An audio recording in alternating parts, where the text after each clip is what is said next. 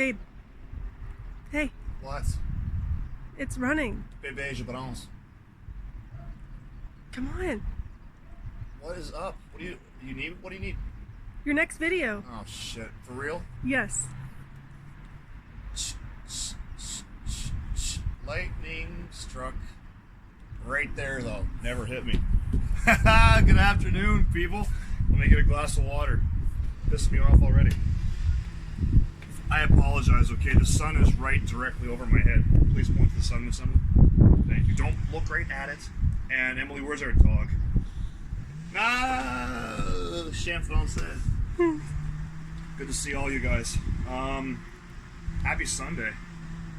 Here in Eastern Canada, it's 19 degrees and it's warm. And this is the first time that I've had a COVID haircut. And I want to explain that in like 10 seconds. I am sorry. I want to give you guys a math lesson right now, okay? 9 is usually bigger than 1, okay? It usually is, okay? If you have $9 and your neighbor has $1, you have $8 more than he or she does. We know this, okay? For my fellas who are doing your own fade, okay? It's not bad. It ain't great. Been there, done it before. But let me tell you, on some of the old school clippers, okay? 1 is bigger than 9. I'm not going to tell you why I know that because I got to show one demonstration to So again, not going to tell you why 1 is bigger than 9, but I'll let you figure it out. All right.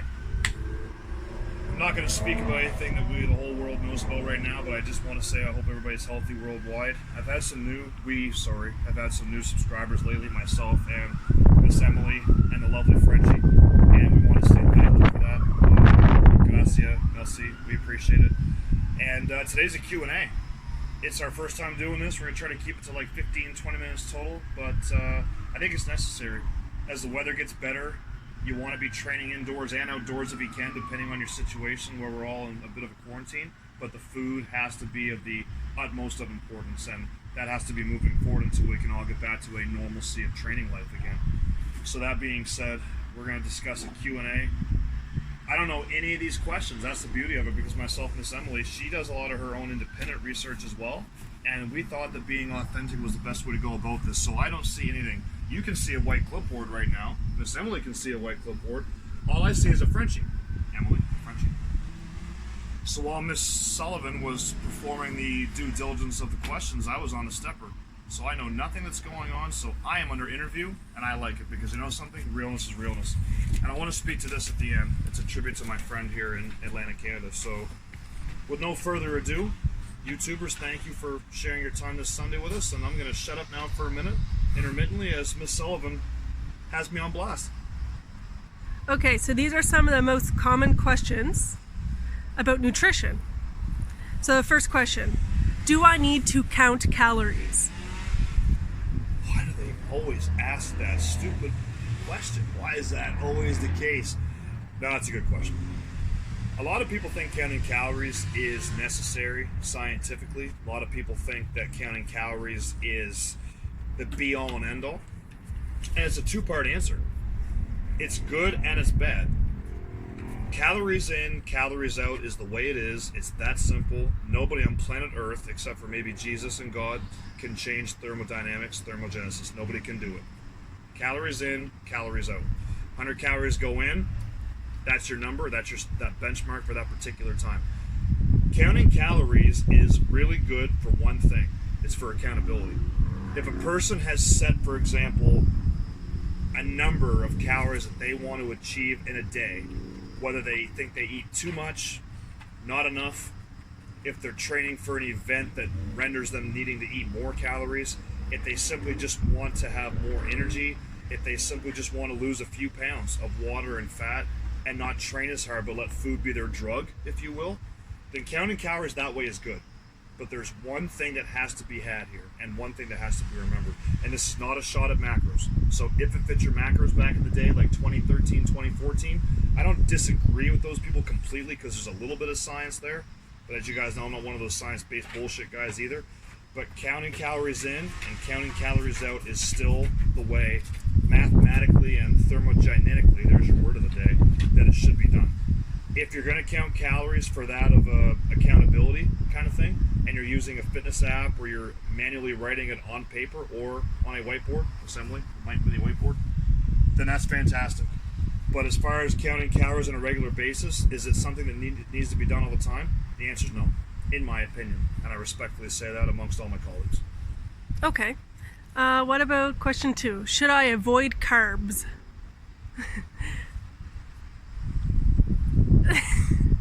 Oh, sorry, babe. I was distracted by the rabbit that was running across our back lawn. Oh, he's right there. That, YouTube, is a muscular rabbit. Okay. His response like that, we should shut the hell up. Carbs.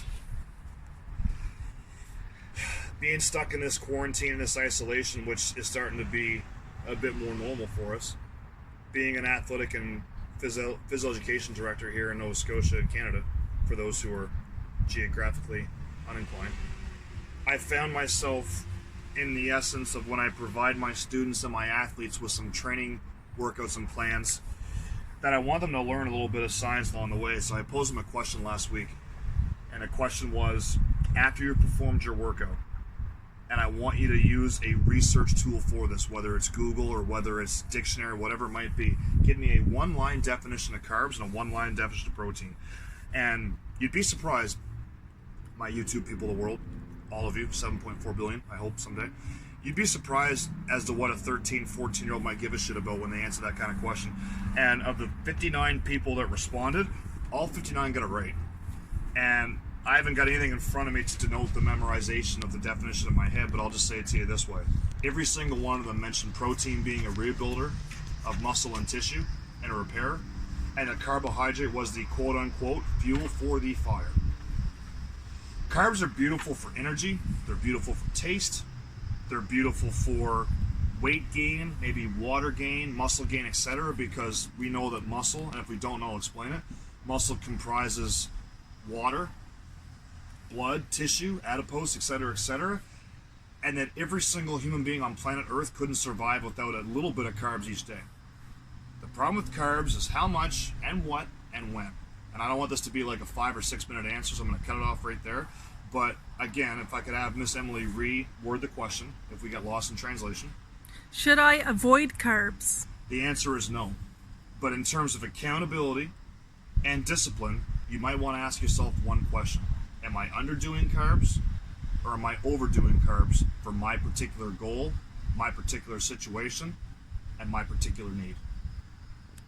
All right. Oh, sorry, I'm just looking at that rabbit again. Oh my gosh. So this one's a little bit longer. How important is when I eat? Should I eat breakfast? Will eating at night make me fat? Probably and potentially the most controversial, most researched, Jeff Nipper, Patty Lifts, there's a shot, topic there is on planet Earth. I'm sure that every single person on planet Earth that speaks English with a brain has established that the word breakfast is a compound word for break the fast. You go to bed at midnight, you wake up 8 o'clock in the morning. And hopefully you sleep a good REM 8 hours during that time. And I pray for each and single one of you, including myself, Miss Emily, and the rabbit who's now passed out. If we could just check that real quick. Too many carbs, apparently. And the average person's going to realize that midnight to 8 is 8 hours of sleep. And if your math sucks that bad, I would probably stop the video and I'd go back and find a math textbook and do some work for an hour. But breaking the fast means that unless you were waking up intermittently during 12 and 8 and having a snack here and a snack there, and you were eating something of caloric intake, the odds are you were fasting for 8 hours. All the research shows that the only way to break a fast is to eat something. That's common knowledge. As far as avoiding breakfast, skipping breakfast, a lot of people do it. Do I agree at times with them doing it? Yes. Are there times where they should do it? Yes. Are there times where they shouldn't do it? Most likely. I'm going to give you a scenario just from today only, and you can make your own assumption from there, derive your own precipitation from as to how you want to, but that's not every day of the week. 6 days out of 7, I'm going to have a breakfast before I train, no question. But If a person skips breakfast because of lack of time, lack of interest, that right there is not an onus for skipping breakfast. If it's lack of food because of a financial situation, then I pray for that person. If the person has the ability to eat a decent breakfast, decent was the word that I used, balanced, decent breakfast. If they know that they're going to exercise later on in the day, yes, eat that breakfast. The body shouldn't fast all the time, every day. We don't need the Atkins diet. That's not a shot at Dr. Atkins. We don't need ketosis. We don't need all these big bullshit scientific terms that we can look at on Google later. We don't need them. Today's example that I was going to use. Once a week, I do a fasted cardio in the off season. As in, I woke up at 9:30 this morning. I was on the stepper by 11, and I went hard for 40 minutes and I busted off 600 calories, and I was drenched. But I had spray cleaner for my stepper. Beautiful machine. A lot of people are going to say, well, Phil, if you slept like 10 hours, it was an hour and a half when you woke up, that's 11 and a half, and then 40 more, that's almost 12 hours that you were fasted. Yes, it was. Yes, it was, because I enjoyed my food last night playing rummy with my parents. I enjoyed that very much. And I also realize that once in a while, it's a good type of thing to do to burn excess body fat, glycogen, stored carbohydrate, etc., etc. But I know that I'm not going to burn muscular shape, protein, and fat by hanging around that long. I didn't fast long enough to go into that ketosis kind of a situation. I didn't burn enough calories to lose a pound or two of hard-earned muscle. Still stepping on the stepper. The stepper's that way. It's about 20 feet behind Miss Emily. I'm currently not on there, obviously. The point I'm making is that if a person has become accustomed to training fasted and eating their breakfast afterwards, like immediately within 20 minutes, très bien, and keep going. If a person doesn't want to fast and skip breakfast, they don't have to. But keep in mind one thing, again, going back to the very first thing I mentioned earlier today about calories in, calories out. If a person thinks that skipping breakfast is their accountability piece for still getting their calories in later on during the day with their meals, that's fantastic, as long as they know one thing, that they'll eat those meals.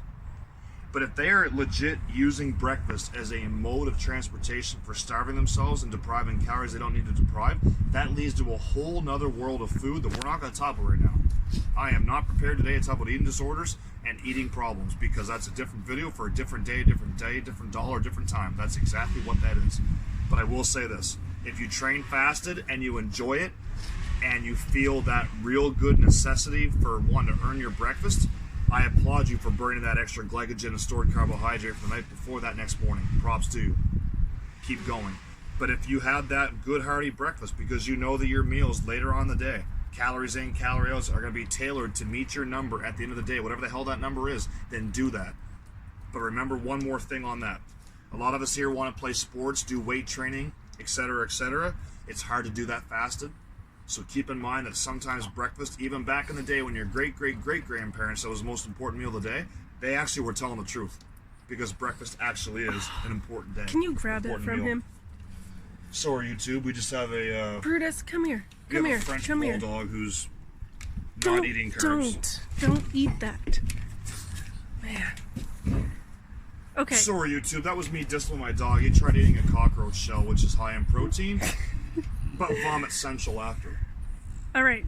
The second part of the question was, will eating at night make me fat?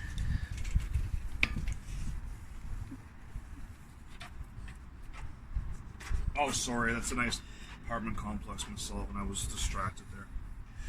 Why do people always think that eating something at 8 o'clock makes them fat? No, it doesn't. I could go ahead and do a buddy of mine here. I'm going to give him a shout out because he's fantastic, great to say. I could just yell and scream to high in heaven right now and tell you what a ridiculous, stupid question that was asked by you, of YouTube, and the world, and Emily. But I'm not going to insult all three of you populations. But I would say this. Why the hell do we think that having something caloric at 8 o'clock at night every day of the week is going to make us fat? Who the hell established It's that? what we eat, right? You guys see that? She can interrupt me now during my own video. This is crazy. Yes, Emily is right. It is what we eat, but again, it's calories in and calories out. And unless we are feasting on a buffet every night between 7 p.m. and midnight, then yeah, you probably shouldn't be feasting on a buffet. But in terms of eating calories after 6 p.m., yes, you can do so. Yes, you should do so, but you should also be aware of what you are eating, as Miss Sullivan just alluded to, and my buddy here in Atlantic, Canada, as this famous quote goes, put down the fork after a while, might be a good idea too. But I can tell the entire world right now, glasses off, hey, that's what he looks like, that I will be eating something at 7 o'clock tonight. Okay. Should I do a detox or a cleanse? That was the longest double thumbs up you have ever seen on planet Earth. It's not a Guinness record, but it should be. Repeat the question, Miss Sullivan. I was distracted. Should I do a detox? What about a cleanse? Well, that's probably the most intelligent question we've yet had during this interview, so that makes me happy. A detox and a cleanse is a personal decision based on the person in terms of they know their body, they know their intake, and they know their stomach health. I want to say gut health, but I hate that term. It sounds so direct. Gastrointestinal health is something that people just don't want to talk about because it's gross, you know. Yeah, I go to the bathroom, I have a poop once a day. Nobody likes using the word bowel movement because it sounds so inappropriate. It sounds like a scientific way of just grossing out your neighbor. But has anybody realized that when you look at a person's body, so I'll stand up here for a second, that your core, which runs from your diaphragm above your chest right down to your lower groin region, and then all the way around your body, is your core the girdle of your body, the central part of your body? Has anybody ever looked at the body and been like, wow, if you cut Phil in half, that's the midpoint? Has anybody ever done that math yet? The point I'm making is all that food and all those beverages and all those bad habits we've had for years gets processed in, yeah, imagine that. No, that's not me tapping on my abs, which I know are there. That's me pointing to my core again, central location. Has anybody ever asked that question? Like, shit, every time that I do something dumb, food or beverage-wise, or whatever I'm taking in my body is getting processed right here. Okay, if you never asked yourself that question, shame on you. That's me pointing a finger. The cleanse and the detox is a person's response to that exact opinion. It's a response to like, okay, maybe I should try it for the first time. Because I've tried increasing my water. I've tried lowering my carbs. I've tried increasing my protein. I've tried sleeping 8 hours from 10 to 6 when REM sleep is at its best. I've tried cutting out cigarettes. I've lowered my alcohol. I don't smoke as much weed, which in some countries is legal. I know it's a real direct thing to say here, but guess what? It is what it is. Any good or bad habit that I've had or have tried to do has most likely been processed right here. But it was up here where I knew something went wrong. So to respond to YouTube and Miss Sullivan's questions, a detox and a cleanse is a great idea. No, it's not. It's a fantastic idea. But the person making that decision has to have rendered that thought for one reason, that they need one. Would I recommend a detox or cleanse? Yes, I would, but I would say this to you. Your bad habits will always wreak havoc on your conscience. Your conscience will tell you, I didn't need that whole chocolate bar. Your conscience will tell you, I didn't need that whole bottle of wine. Your conscience will tell you, I did not need 3 cheeseburgers. Your conscience will tell you that. A detox and a cleanse? Yes, it's a way out. But here's a better idea. How about balance? Balance might be the best way out. Ah, you wanted more of an answer. I'm not going to give you one. Chris Brown. Okay, next and final question. Copyright infringement. Okay, pay attention. What should I eat before, during, and after my workout? Spaghetti, spaghetti, spaghetti, and all the spaghetti for all the Italian people in the world. I think you're joking. It's a nice bike. Can we cue the bike right quick? No, come on. Oh, we can't. Yeah, it's breach of privacy. Damn nice bike. Still love your bike, bro. Oh my god. I'm gonna borrow it someday. I'm just gonna walk over and say, bro, it's time. You trust me, I love it. I might need 2 helmets though. What should I eat before, during, and after my workout? You can never go into a workout too full in terms of satiated because you want to have that freedom of movement. You want to have that limberness to your body, whether you're doing weights, cardio, your sport, yoga, stretching, whatever it might be. But on the same token too, you want to have, as I mentioned there about 20 minutes ago, fuel for the fire. There's a tribute to my 8th and 9th graders. A lot of people believe in the idea that if you have a decent meal about an hour, hour and a half outside of the workout, that's a good attack approach, a good approach of attack.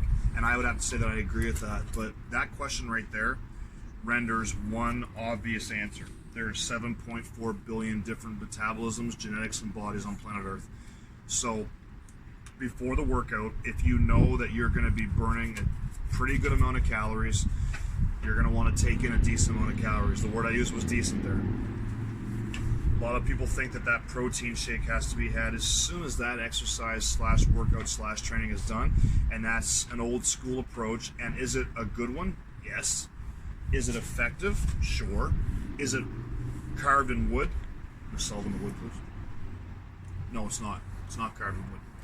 But rewind back to 20 minutes and 30 seconds ago where the students, 8th and 9th graders, answered that it rebuilds and repairs torn muscle and torn tissue. Because that's exactly what protein does. Protein synthesis. Nitrogen. So the bodybuilders of the world, the basketball players of the world, the tennis players of the world, the power walkers with their French bulldogs of the world still needed muscle to get through that particular exercise or activity. So yes, eventually the Toms and Sallys and Phils and Mohammeds of the world have to replace that protein synthesis with that of protein. And make sure you repair afterwards. Let your stomach do the talking for fullness versus emptiness. All right, that is all the questions on nutrition. Your next video is about training. Oh wow, you guys see that? Miss Sullivan's trying to tell me, Coach Phil Crabbe, what the hell I'm going to do next time I see her. Oh, I'm drifting off and all I see is lightning. I need to talk for 1 second before I wish you guys a good Sunday. And we'll be back on the Q&A tomorrow. As quickly as that sounds for the nutrition side. I owe you guys... No, for the training side. Training side, sorry. We owe you an apology. We told you last Saturday we'd be live this week for a couple workouts. Emily's Frontline, thank you. I got like 8 languages going here. She was very intense this week, as myself might well, because I have 9 clients of the Zoom nature now that I'm training worldwide, and I'm really trying to help out with that as well. So in some of those Zooms, I've been actually training along with my own regime, so it can wreak its havoc on the body, but I mean, to a certain point, that's not really an excuse either, mind you, but in this case, it's going to have to be. So we apologize. We didn't see you guys for a boot camp this week, but I would say that we're going to be consistent tomorrow with the training video, so I hope you guys come right back. But I'll finish off with this. I wish you guys all good luck with your training and with your continued support of our planet as to what's going on. It's a new normal. You guys can hang in there. I just want to show this right quick. It's a sentimental story for you, so I'm just going to do the whole 360 tricep flex dance. Buddy of mine, Derek, last name, none of your business, right here in Eastern Canada, Northern Nova Scotia. One of the best basketball players you have ever seen at Acadia University, also here in Nova Scotia.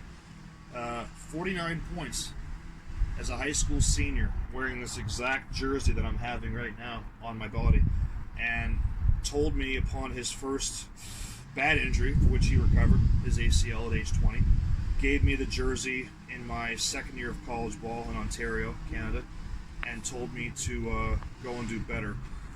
So yeah, he dropped a big one there, and I'm honored every time I wear the jersey, and he could probably still beat my ass one-on-one, but just wanted to give him a shout out. Again, last name not mentioned, but had a hell of a game there as a senior to lead his team to a provincial Canadian championship, and then sadly had that first career injury and said, I need another guy to pick me up. So why do I say this? Every single one of you guys can recover from an injury. He did, I've done it, you'll do it. Any little thing can motivate, and with that I'm being said, thank you. Gracias, MLC. Good to see you all. Lightning will strike again tomorrow. Take care.